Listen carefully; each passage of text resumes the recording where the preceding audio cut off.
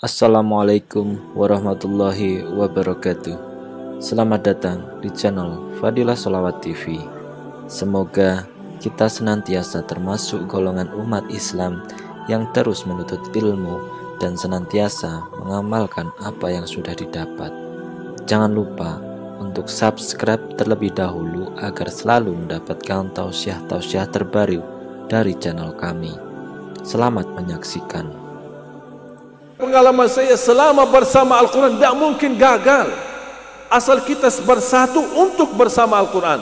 Dekatlah sama Al-Quran, wallahi akan Allah tolong kita. Ini jamaah sekalian dimuliakan Allah Subhanahu Wa Taala, mari kita sama-sama berdekat sama Al-Quran. Dijamin mulia di dunia, mulia di akhirat. Hanya kita diminta satu, berkenan dekat sama Al-Quran di dunia. Itu aja. Tak perlu yang lain. Dekat sama Al-Quran di dunia. Terus apa yang kita dapat? Al-Quran akan bersama kita di dunia. Al-Quran akan bersama kita waktu sakratul maut. Al-Quran akan bersama kita saat di kuburan menghadap munkar wa nakir. Al-Quran akan bersama kita saat dibangkit oleh Allah. Al-Quran akan bersama kita saat hisab. Al-Quran akan bersama kita saat jalan di atas sirat yang di bawahnya ada api neraka. Al-Quran akan bersama kita sambil pintu surga. Apakah begitu sambil pintu surga Al-Quran meninggalkan kita? Tidak. Al-Quran masih bersama kita sambil masuk ke surga. Apakah sudah masuk surga Al-Quran meninggalkan kita? Tidak. Masih membawa kita sambil naik ke derajat yang tertinggi di dalam surga Allah Subhanahu Wa Taala. Kata Siti Aisyah radhiyallahu anha, jumlah tingkatan dalam surga Allah sesuai jumlah ayat Al-Quran. Oleh karena itu tidak ada yang lebih tinggi di dalam surga Allah daripada ahlul Quran.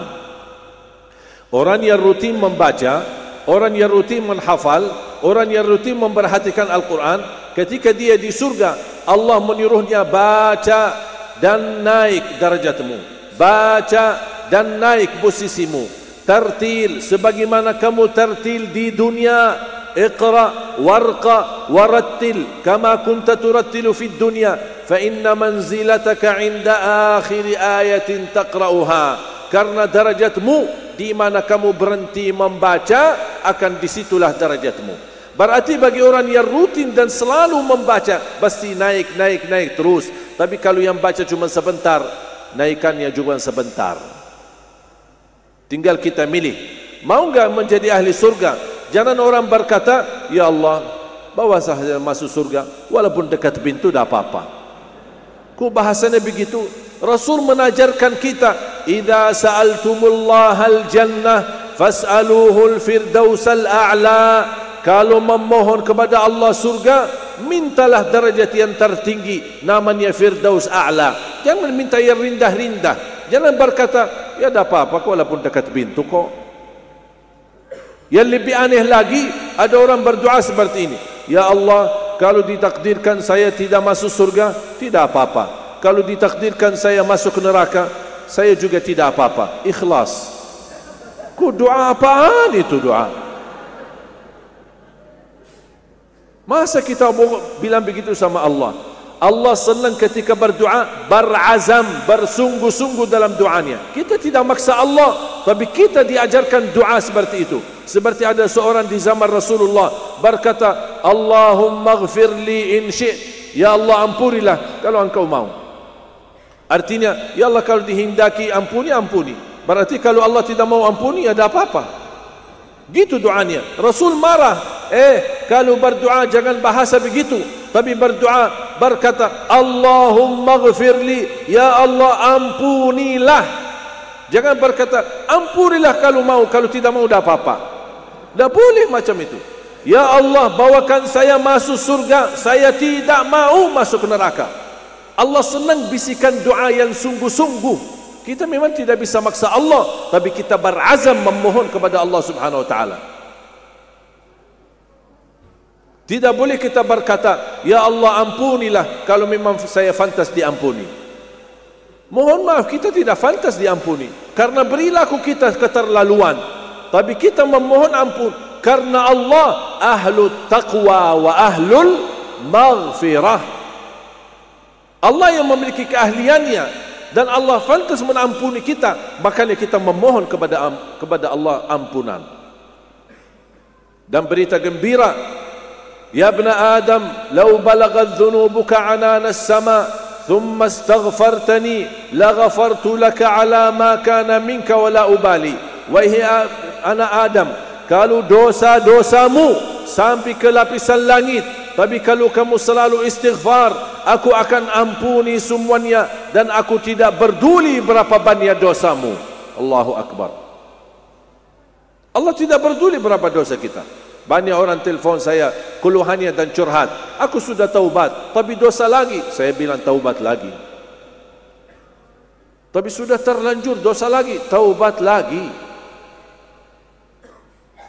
Aku sudah berkali-kali, sudah bernazar, sudah bersungguh-sungguh mau bertaubat, tapi sudah bertaubat tidak tahan lama, balik lagi dosa lagi. Saya bilang taubat lagi. Selama anda tidak bosan bertaubat, Allah tidak akan bosan mengampuni dosa kita. Jangan ada bisikan syaitan berkata, keterlaluan kamu. Tidak jelas taubat dosa-dosa, taubat lagi dosa, taubat lagi dosa, taubat lagi. Tidak jelas, tidak bakal diampuni. Itu bisikan syaitan. Jangan terima. Ada orang waktu curhat sama saya, dia menangis. Aku merasa malu sama Allah. Karena sudah berkali-kali saya janji tidak akan ulangi dosa, tapi masih saya ulangi dosa lagi. Padahal aku sudah janji, tapi gimana kelemahan saya ini? Apakah Allah masih mau mengampuni saya? Saya tanya, kenapa kamu nangis? Dia bilangkan malu sama Allah. Saya bilang alhamdulillah. Dia kaget, kok Syekh bilang alhamdulillah? Ya alhamdulillah, karena kamu masih punya rasa iman. Ada rasa malu, itu tanda imanmu kepada Allah. Ada orang yang bersih dosa maksiat, tapi tidak ada perasaan malu sama sekali. Itu yang bahaya. Selama masih ada muncul perasaan malu sama Allah, itu tanda iman dan tanda rasa malu sama Allah karena berlaku kita. Syaitan mau membunuh perasaan itu supaya tidak ada rasa malu ketika berlaku dosa maksiat. Itu yang syaitan inginkan. Selama masih ada rasa malu, walaupun imannya lemah, dosanya masih banyak, ada rasa nyesal, ada rasa malu, itu alhamdulillah tanda iman kita masih ada. Segeralah bertaubat. Wa inni laghaffarun liman tab. Allah janji, aku ampuni bagi orang yang taubat. Dan Allah Subhanahu wa taala Maha kasih sayang. Allah tidak menghukumkan kita setiap dosa maksiat. Mohon maaf Bapak Ibu, kalau Allah berkenan menjalankan keadilannya, setiap kita bersalah dihukum, mohon maaf tidak ada yang bisa hidup di bumi. Buktinya apa? Ayat surah 35 ayat 45. Surah 35 ayat 45. Saya harap Bapak Ibu hafalkan ayat ini. Baca, hayati, kalau bisa tuliskan dalam terjemahannya, supaya kita sadari setiap waktu dan setiap saat. Ketika mau baca Yasin, sebelum baca Yasin, baca ayat yang terakhir daripada surah Fatir. Apa firman Allah Subhanahu wa taala? A'udzu billahi minasy syaithanir rajim. Walau yu'akhidhu Allahu an-nasa bima kasabu ma taraka 'ala dhahriha min dabbah ولكن يؤخرهم إلى أجل مسمى فإذا جاء أجلهم فإن الله كان بعباده بصيرا. صدق الله العظيم. Sekiranya Allah menghukumkan manusia atas setiap dosa dan maksiat, niscaya tidak ada makhluk pun yang mampu hidup di muka bumi karena sudah dihabiskan. Tetapi Allah menunda hukumannya kepada hari pembalasan. Allah menunda, Allah kasih sayang. Kita dosa, Allah tutupi dosa kita. Kalau kita dosa lagi, Allah masih berkenan tutupi dosa kita. Begitu kita dosa lagi, Allah masih menutupi aib kita. Sampai ada satu saat kita sadar dan merasa malu, kita taubat, Allah ampuni semuanya. Syaitan membutuh kerja keras menggoda kita. Syaitan membutuh tenaga yang kuat untuk menggoda kita. Bekerja keras berhari-hari, berminggu-minggu, berbulan-bulan untuk menjatuhkan kita dalam dosa maksiat. Ketika dia sudah berhasil, syaitan senang ketika kita muncul perasaan malu, mohon ampun kepada Allah, Allah segera ampuni. Allah tidak butuh waktu lama untuk menampuni dosa kita. Begitu Allah ampuni, kata syaitan, capek deh. Ya capek, karena dia sudah bekerja keras menggoda kita. Ternyata dia butuh waktu lama untuk menggoda kita. Ternyata kita mohon ampun, Allah tidak butuh waktu lama untuk menampuni. Langsung Allah segera ampuni dosa. Makanya syaitan merasa sakit hati, capek. Makanya sering Bapak Ibu bikin syaitan sakit hati dengan kita sering bertaubat. Makanya sekali lagi, ayo mari kita sama-sama buka halaman baru sama Allah, bertaubatan nasuha, selalu istighfar, kembali kepada Al-Quran. Jangan lewat satu hari belum baca Al-Quran. Rutinkan Al-Quran dalam kehidupan kita sehari-hari.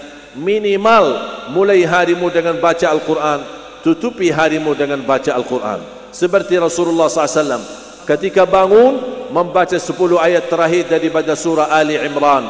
Inna fi khalqis samawati wal ard wa ikhtilafil laili wan nahari la ayatin li ulil albab. Ketika mau tidur, menutupi harinya dengan membaca As-Sajdah dan surat Tabarak Al-Mulk, dan itu menjaminkan kita selamat dari siksa kubur. Mudah-mudahan jamaah yang hadir semua menjadi ahlul Quran, para penghafal Al-Quran, para pencinta Al-Quran. Ya Allah, anugerahkan kepada kami anak dan cucu penghafal Al-Quran, anak dan cucu yang mampu dan berkatnya Al-Quran membawa syafaat bagi keluarganya, yang bisa menghadiahkan 2 mahkota untuk kedua orang tuanya. Ya Allah, atas izinmu kami bersama-sama kumpul di masjid ini. Berilah kepada kami kemuliaan, sama-sama bertemu kembali di dalam surgamu ya Allah, bersama ahlul Quran, bersama Nabi Muhammad sallallahu alaihi wasallam. Akhiri hayat kami dengan husnul khatimah bersama Al-Quran ya Rabbal Alamin. Angkat darajat kami, keluarga kami, berikan kebahagiaan keselamatan bersama Al-Quran. Ya Allah, anugerahkan negeri kami Indonesia menjadi negara Al-Quran. Ya Allah ya Arhamar Rahimin. Rabbana atina fid dunya hasanah wa fil akhirati hasanah wa qina adzaban nar. Wa sallallahu ala sayyidina wa nabiyina Muhammad wa ala alihi wa sahbihi wa baraka wa sallam. Walhamdulillahi rabbil alamin.